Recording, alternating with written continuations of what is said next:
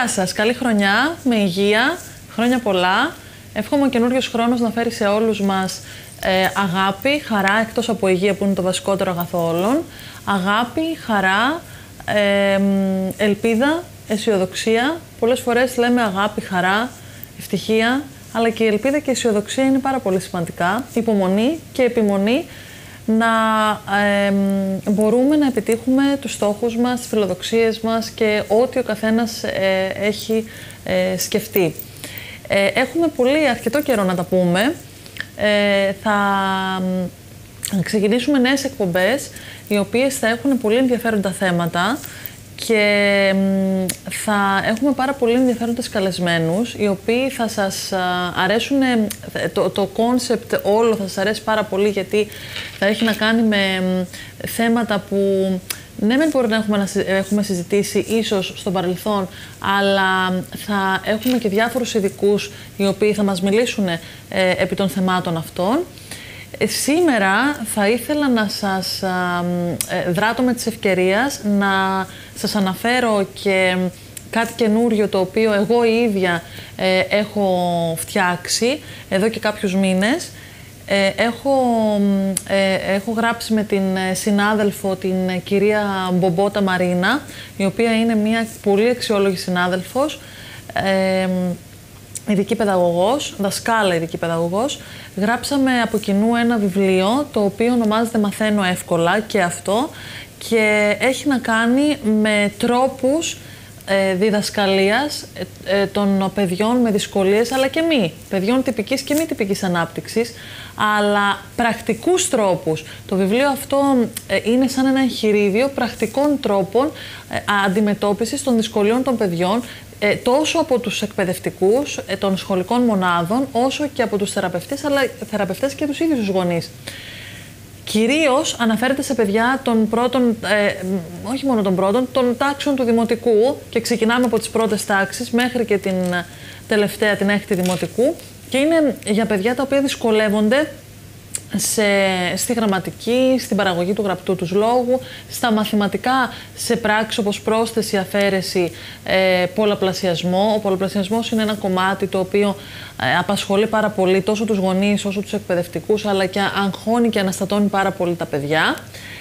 Και δεν θυμάμαι αν είχαμε δείξει την προηγούμενη φορά και τις κάρτες δόμησης πρότασης, τις οποίες έχουμε πλέον ετοιμάσει και αυτές, και οι οποίες θα εξελιχθούν στην πορεία και θα γίνουν πολύ ακόμα καλύτερες, θα εμπλουτιστούν και θα είναι λίγο πιο διαφορετικές από ό,τι τώρα, αλλά θα εμπλουτιστούν και θα είναι τόσο χρήσιμες, ώστε πολλοί εκπαιδευτικοί και πολλοί θεραπευτές, αλλά και γονείς, να τις χρησιμοποιούν για να διευκολύνουν αρκετά τα παιδιά τους. Σήμερα εδώ, επειδή τα βιβλία αισίως και δόξα τω Θεώ έχουν εξαντληθεί τουλάχιστον από εμάς, θα σας πω που μπορείτε να βρείτε το βιβλίο, σε ποια βιβλιοπωλεία. Αθηναϊκά είναι κυρίως, και να το παραγγείλετε, αλλά εμείς τουλάχιστον προς το παρόν δεν το έχουμε άλλο, γιατί μας έχει εξαντληθεί. Και είχα ένα τελευταίο στο γραφείο, αλλά δυστυχώς δεν μπόρεσα να το φέρω εδώ σήμερα. Μπόρεσα όμως, κατάφερα να φέρω τις κάρτες δόμησης πρότασης, οπότε σήμερα θα μιλήσουμε για την παραγωγή λόγου. Παραγωγή προφορικού αλλά και γραπτού λόγου. Λοιπόν, θα σας δείξω εδώ κάποιες από τις κάρτες τις οποίες έχουμε δημιουργήσει. Είναι πάρα πολύ χρήσιμες, εγώ τις χρησιμοποιώ πάρα πολύ με τα παιδιά, και κυρίως με παιδιά τα οποία έχουν θέματα στην ανάπτυξη του λόγου. Αναφέρονται επίσης σε παιδιά τα οποία βρίσκονται στο φάσμα του αυτισμού και έχουν όμως λόγο, να το τονίσω αυτό. Αναφέρονται σε παιδιά τα οποία έχουν λόγο, είναι λειτουργικά, δεν μπορούν να χρησιμοποιηθούν τόσο από μη λειτουργικά περιστατικά που βρίσκονται στο φάσμα. Χρησιμοποιούνται ήδη από αρκετούς συναδέλφους θεραπευτές, τόσο στη Ρόδο όσο και σε άλλα μέρη της Ελλάδας, και έχουν χρησιμεύσει αρκετά σε πάρα πολλούς, και σε συνδυασμό με το βιβλίο είναι ακόμα πιο χρήσιμες. Λοιπόν, εγώ εδώ θα σας δείξω κάποιες από αυτές. οι οποίες είναι βασικές λέξεις, θα σας δείξω. Εμείς, για παράδειγμα, έχουμε ένα παιδί, θα σας δώσω ένα παράδειγμα, έχουμε ένα παιδί στο γραφείο, το οποίο δυσκολεύεται πάρα πολύ στην δόμηση ορθά συντακτικής πρότασης. Στον προφορικό του λόγο, όχι μόνο στο γραπτό, πόσο μάλλον στο γραπτό λοιπόν.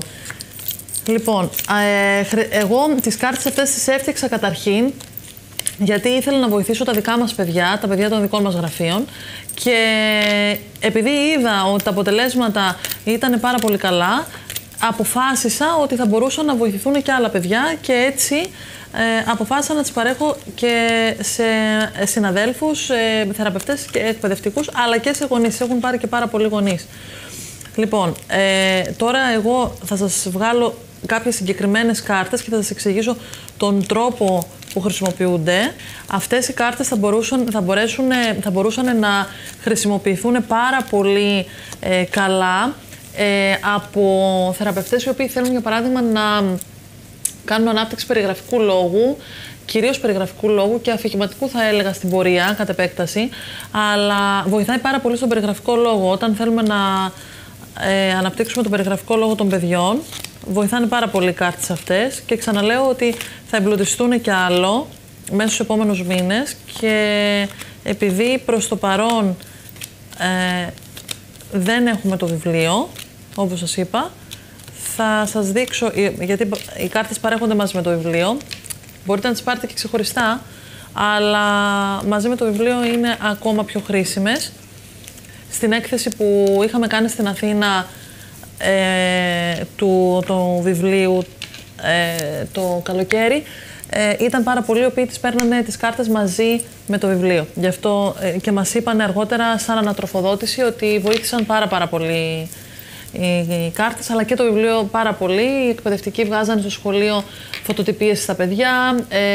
Να σας εξηγήσω λίγο πριν ξεκινήσω με τις κάρτες ότι το βιβλίο μέσα έχει όχι απλά πρακτικούς τρόπους διδασκαλίας, τόσο των κανόνων όσο και διάφορων άλλων πραγμάτων. Έχει και την γραμματική, για παράδειγμα, με πολύ πιο απλά λόγια, και όχι μόνο απλά λόγια, αλλά και σαν ιστοριούλα, σαν παραμυθάκια. Γιατί τα παιδιά αυτά, με δυσκολίες κυρίως, βλέπουμε και ακόμα και τα παιδιά τα οποία είναι τυπικά, βλέπουμε ότι δυσκολεύονται να αποτυπώσουν τους κανόνες. Άρα λοιπόν, καλό θα ήταν, για μένα, αν θέλετε την προσωπική μου άποψη, δεν υπάρχει λόγος στα παιδιά να μαθαίνουν κανόνες και να στιβάζουν κανόνες μες στο μυαλό τους. Καλύτερα είναι να τους μαθαίνουν σαν παραμύθι. Έτσι τους αποτυπώνουν καλύτερα. Ή να υπάρχει μια οπτικοποίηση του κανόνα. Για παράδειγμα, τα γράμματα. Έχουμε οπτικοποιήσει τα γράμματα με εικόνες, και έχω παρατηρήσει κι εγώ, τουλάχιστον στα γραφεία, ότι βοηθάνε πάρα πολύ. Να αναφέρω και κάτι το οποίο δεν το αναφέρουμε τακτικά και είναι κρίμα, θα πρέπει να αναφερθεί, ότι στο βιβλίο έχει δώσει τη φωνή του ο κύριος Λευτέρης Ελευθερίου, ο οποίος είναι ο γνωστός ηθοποιός, ο κωμικός ηθοποιός Λευτέρης Ελευθερίου.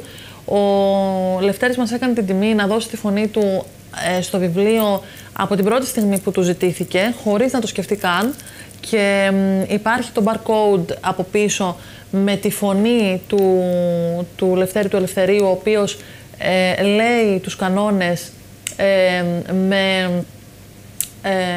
με θεατρικότητα. Οπότε και τον ευχαριστώ πάρα πολύ και δημόσια εδώ από το κανάλι για άλλη μια φορά. Έχει κάνει μια εξαιρετική δουλειά. Μπορούν δηλαδή τα παιδιά να ακούσουν τους κανόνες και σαρώνοντας το barcode πίσω από το βιβλίο, και γίνεται ακόμη πιο διασκεδαστικό έτσι για τα παιδιά, και μάλιστα αρέσει πάρα πολύ. Εκτός από κανόνες και μαθηματικά, έχει μέσα και τους μήνες, έχει μέσα διάφορα τα οποία βοηθούν, είναι πράγματα τα οποία βοηθούν στην αυτόνομη διαβίωση, για παράδειγμα, ενός παιδιού. Δηλαδή, μπορεί να βοηθηθούν και παιδιά τα οποία έχουν νοητική ανεπάρκεια. Υπάρχει ανοριμότητα. Παιδιά τα οποία δεν γνωρίζουν πράγματα βασικά. Λοιπόν, ωστόσο, αυτό ήταν μια παρένθεση. Ωστόσο, εγώ θα σας δείξω εδώ πώς μπορούμε να χρησιμοποιήσουμε τις κάρτες δόμησης πρότασης. Οι κάρτες δόμησης πρότασης, εγώ τις ονομάζω κάρτες δόμησης πρότασης, παύλα περίληψης. Η περίληψη το λέω έτσι γιατί ξεκινώντας από την δόμηση μιας πρότασης μπορούμε να ολοκληρώσουμε τη δόμηση μιας παραγράφου. Την δόμηση αργότερα ενός μεγαλύτερου κειμένου. Άρα λοιπόν, γνωρίζοντας το παιδί πώς θα δομήσει σωστά μια πρόταση, μπορεί αργότερα να δομήσει και πιο σωστά ένα κείμενο. Εγώ το έκανα αυτό γιατί παρατήρησα στη δουλειά μου ότι τα παιδιά ζορίζονται πάρα πολύ στην σωστή μορφοσυντακτική δόμηση των προτάσεων, αλλά και στην παραγωγή του γραπτού λόγου. Εγώ, επειδή δίνω πάρα πολύ μεγάλη έμφαση στην παραγωγή του γραπτού λόγου, ο οποίος θεωρώ ότι είναι πάρα πολύ χρήσιμος αργότερα στην μετέπειτα πορεία στη ζωή των παιδιών, γιατί όλο και κάπου θα κληθούν τα παιδιά να γράψουν. Σκεφτόμουν λοιπόν διάφορους τρόπους προκειμένου να βοηθήσω τα παιδιά να δομήσουν και να μάθουν να γράφουν σωστά τις προτάσεις τους και να παράγουν σωστό λόγο και να αποκτήσουν ακόμη και λεξιλόγιο. Δηλαδή, ένα παιδί μπορεί να.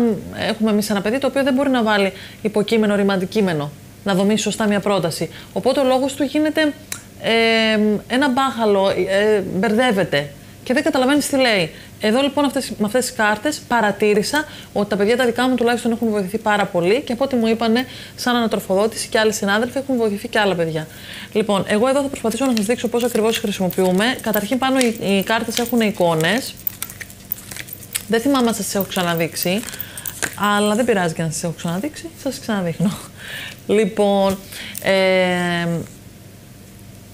ας πούμε, για παράδειγμα, τώρα εγώ εδώ έχω, για παράδειγμα, ας πούμε ότι μια απλή πρόταση. Ας πούμε λοιπόν ότι έχω μπροστά στο παιδί ένα βιβλίο.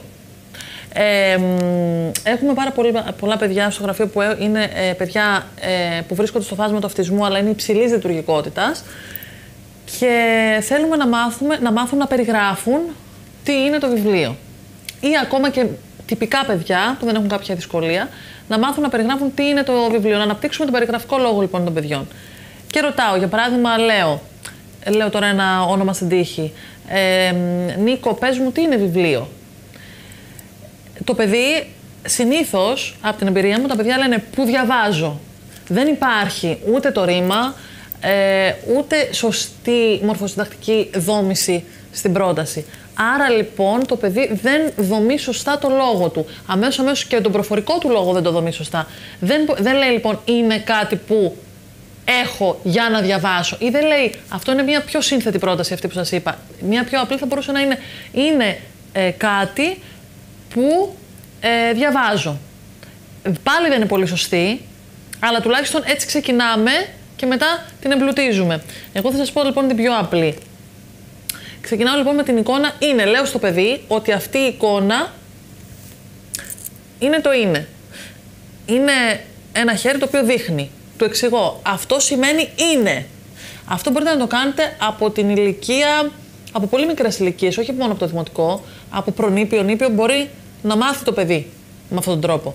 Λοιπόν, άρα λοιπόν του δείχνω, είναι κάτι σαν το μάκατον, αν γνωρίζουν κάποιοι από εσάς, το οποίο το χρησιμοποιούμε κυρίως στον αυτισμό και στις καταστάσεις που δυσκολεύουν τα παιδιά να μιλήσουν, αλλά και όσοι από τους συναδέλφους θεραπευτές μας με ακούτε αυτή τη στιγμή το γνωρίζετε.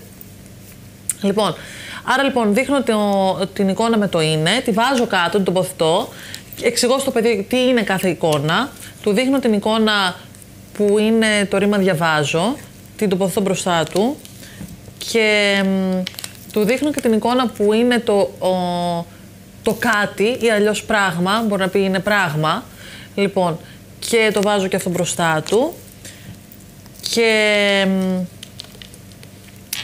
έχω και το που, είναι κάτι που διαβάζω. Και του λέμε, το εξηγούμε λοιπόν ότι είναι αυτό. Τις βάζω μπροστά του και του λέω αρχικά την πρόταση. Το βιβλίο, του λέω λοιπόν, Νίκο, δεν λέμε που διαβάζω το βιβλίο, τι είναι το βιβλίο που διαβάζω, σας λέει ο Νίκος.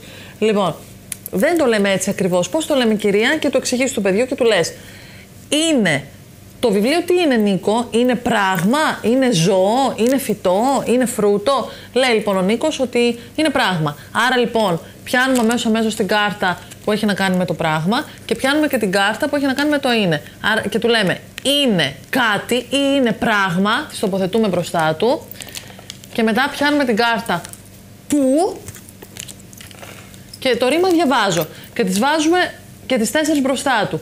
Και με το δάχτυλό του ο μαθητής λέει τι είναι το βιβλίο Νίκο, είναι κάτι που διαβάζω. Αν θέλουμε να το εμπλουτίσουμε λίγο και να βάλουμε και άλλα ρήματα μέσα, μπορούμε να πούμε για παράδειγμα, είναι κάτι που έχω το βάζουμε μετά το που. Για ποιο λόγο? Για να διαβάσω. Εγώ τους το κάνω κιόλας αυτό, εδώ πάνω δεν ξέρω αν φαίνεται, έχει ένα βελάκι που πάει από το ένα χέρι στο άλλο και τους το κάνω για να. Υπάρχει άλλη μια κάρτα μέσα, η οποία είναι ίδια με αυτήν, να σας δείξω και τις δύο μαζί. Η μία είναι το για να και η άλλη είναι το για να μην. Το για να μην έχει πάνω εδώ ένα χ, για να μην το κάνουμε.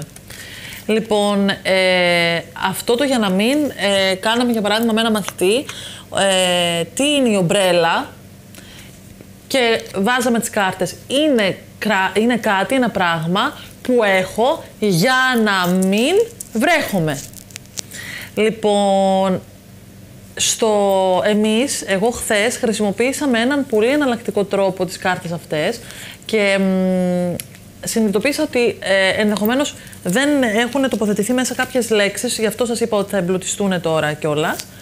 Και παρόλα αυτά θεώρησα ότι θα μπορούσαμε, για παράδειγμα, δεν υπήρχε μέσα στις κάρτες η λέξη σκύλος.